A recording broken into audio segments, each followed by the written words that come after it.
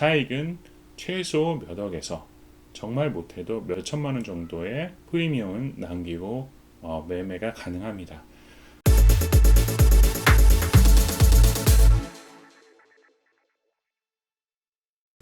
안녕하세요, 한동화입니다. 오늘은 내 집 짓기 마지막 영상 5편을 시작해 보도록 하려고 하는데요. 집 짓는 영상을 찍다 보니까 5편으로는 부족할 정도로 너무나도 할 얘기들이 많이 있는 것 같습니다. 우리가 흔히 집을 짓는다고 하면 10년 늙는다고 하잖아요. 그렇지만 우리가 집을 짓는 이유는 내 노후를 혹은 아파트나 공동주택에서 지쳤던 내 몸을 10년 더 젊게 해주려고 집을 짓는 게 아닌가 생각이 듭니다. 그래서 제가 오늘 알려드린 몇 가지 방법들을 먼저 파악을 하시게 되면 10년 늙는 게 아니라 10년 더 젊어지는 집짓기가 될 것을 확신합니다. 우선 첫 번째로는 내 성향을 파악을 해야 합니다. 제가 자산관리 설명할 때도 공무원 스타일과 사업가 스타일을 나눠보라고 합니다. 몇 가지의 어떤 성향으로 사람을 나눈다는 것은 상당히 위험한 일이 될 수도 있겠지만 크게 두 분류로 자산관리든 집을 짓기든 내 성향을 파악을 해야 합니다. 제가 자산관리를 설명드릴 때 말씀을 드렸던 것처럼 공무원 스타일과 사업가 스타일은 엄격한 차이가 있습니다.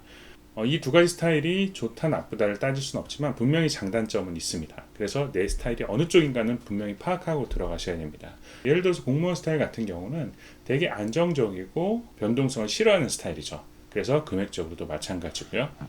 반면 사업가 스타일은 내가 원하는 추구하는 바를 하기 위해서는 다양한 변동성이나 모험을 즐기는 스타일로 구분해 볼 수 있습니다.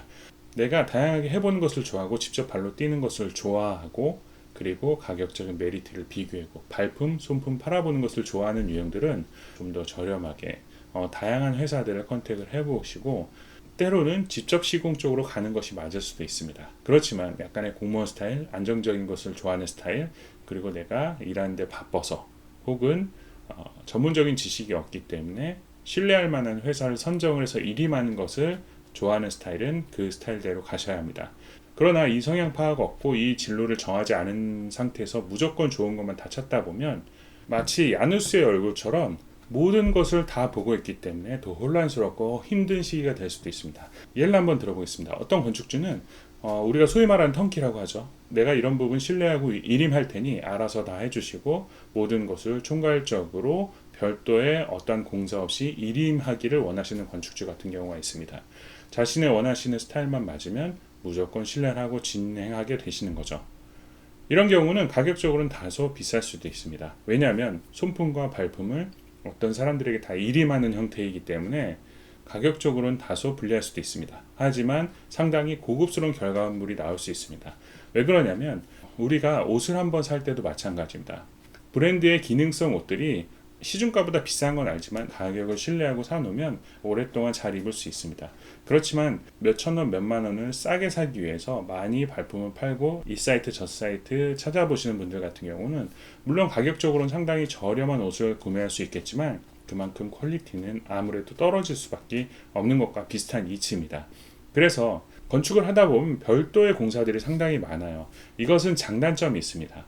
건축을 맡기실 때 내가 당신을 신뢰하고 모든 걸 맡겼으니 알아서 다 해달라.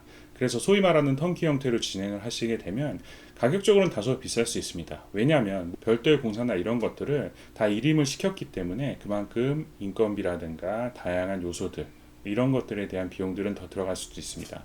하지만 건물의 완성도라든가 통일성이라든가 이런 것들은 훨씬 더 편해질 수 있겠죠. 그리고 일하는 데 훨씬 더 수월해질 수 있습니다. 하지만 공무원 스타일처럼 가격적인 부분에 포커스를 맞춰서 내가 별도로 알아봐서 더 저렴하게 할 수 있는 것들은 별도로 하시는 경우들도 상당히 많이 있습니다. 이러한 꼼꼼한 스타일 그리고 본인이 다 일일이 발로 뛰고 손으로 뛰어서 알아보는 걸 좋아하시는 분들이 턴키 형태로 건축을 하게 되면 상당히 트러블이 많이 생길 수밖에 없게 됩니다. 그래서 이러한 취향들을 아셔야 되고 만약에 사업가의 스타일이다 다 일임하는 형태고 일정한 신뢰를 바탕으로 건축을 하시게 된다면 대형 건설사나 메이저 업계에서 다소의 비용을 더 주고서라도 하는 것들이 훨씬 더 건물은 이쁘게 잘 나옵니다. 하지만 반대의 경우 내가 발품 팔고 손품 파는 것을 좋아하는 경우는 좀 지역 업체라 하더라도 저렴한 업체를 찾아가시고 별도의 산정 금액들을 내가 정확하게 파악해서 진행하는 것이 상당히 유리할 수 있습니다. 다만 아무래도 전문성은 좀 떨어지기 때문에 건물의 퀄리티는 다소 떨어질 수 있습니다. 하지만 만족도는 더 높아질 수도 있고요. 그리고 가성비는 훨씬 더 좋을 수도 있는 것입니다.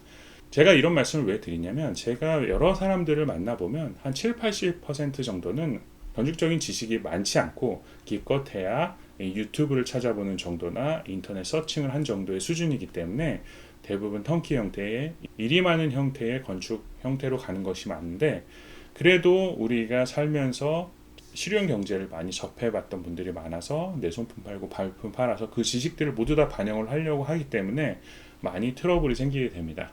그래서 그런 부분들에 대해서 내가 명확하게 일임을 할 것인지 아니면 내가 손품 팔고 발품 팔아서 진행을 할 것인지 그 부분에 대해서는 명확히 짚고 나가셔야만 시행사와 트러블이 없고 원만하게 진행이 될 수 있습니다. 그리고 이것과 비슷한 맥락인데 본인의 취향을 정확하게 파악을 하셔야 됩니다. 건축이라는 것은 억 단위의 돈이 왔다 갔다 하기 때문에 처음에는 무조건 자금의 포커스가 맞춰질 수밖에 없습니다. 그렇지만 아무리 비싸도 내 취향을 선호하시는 분들이 상당히 많습니다. 예를 들어서 제가 다시 한번 옷을 비유해 보자면 비싼 옷이더라도 꼭 본인 취향대로, 즉 남들이 10벌 살 때 한 벌 사는 한이 있어도 내가 선호하는 취향이나 원하는 브랜드를 꼭 입으셔야 직성이 풀리시는 분들이 있습니다. 집도 마찬가지입니다. 처음에는 가격에 포커스를 맞춰서 이 정도면 됐다라고 진행을 하셨다가 아무래도 보는 눈이 높아지시고 처음에는 건축물 자체만 보시다가 건축을 하시다 보면 디테일 요소를 다 결정하셔야 되고 그 보실 때마다 몰랐던 항목들이 생겨났을 때 그것에 보는 눈, 즉 취향을 무조건 맞추셔야 되는 분들은 아무래도 금액적으로 추가가 되실 수밖에 없는데 그런 부분들을 무시하는 경우가 상당히 많습니다. 그래서 저는 건축을 하시겠다는 분들을 만나보면 이분은 어느 정도 금액들을 더 준비하셔야겠구나, 이런 부분들이 어느 정도가 보입니다. 거의 맞고요.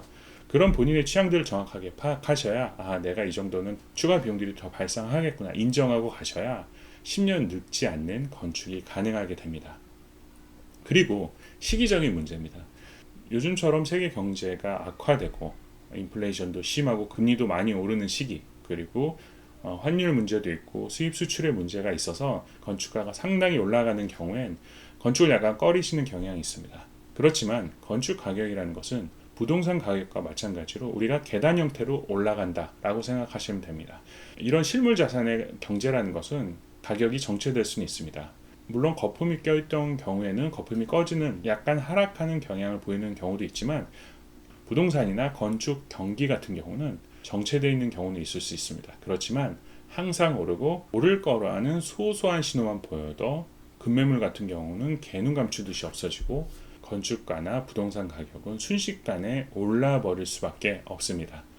그래서 인플레이션이나 이런 시기에 내가 건축가가 더 낮아질 때를 기다린다는 것은 상당히 어폐가 있고 그 타이밍을 정확하게 맞춘다는 것은 사실상 거의 불가능하기 때문에 건축이라는 것은 오늘보다 어제가 더 저렴했다는 것은 불변의 원칙입니다. 그리고 건축이라는 것은 자산 가치가 있기 때문에 무조건 싸게 지으려고 절대 하지 마십시오. 싼 가격은 싼 자산의 가치를 만들게 됩니다.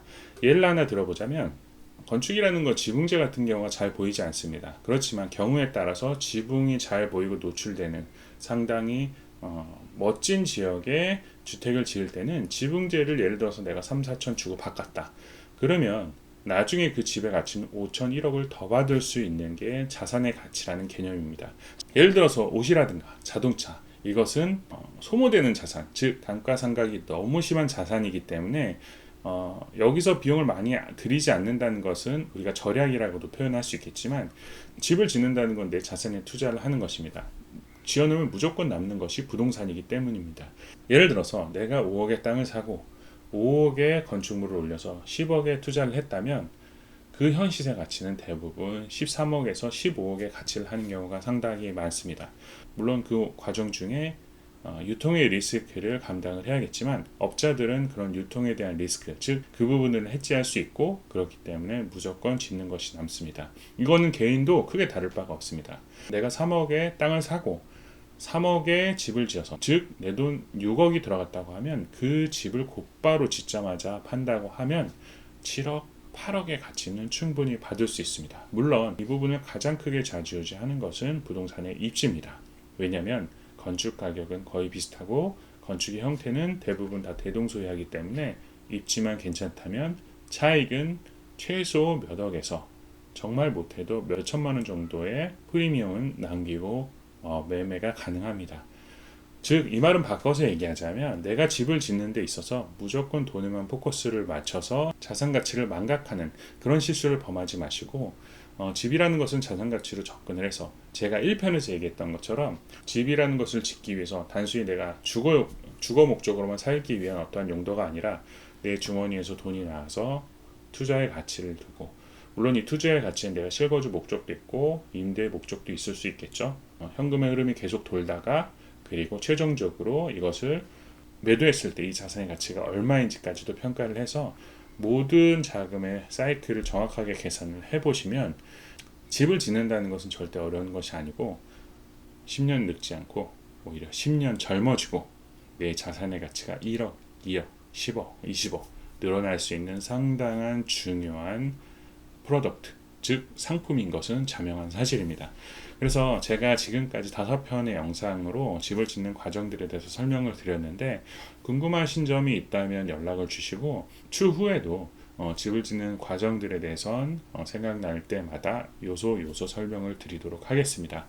오늘 준비한 내용은 여기까지고요. 다음에 더 좋은 내용으로 찾아뵙도록 하겠습니다. 감사합니다.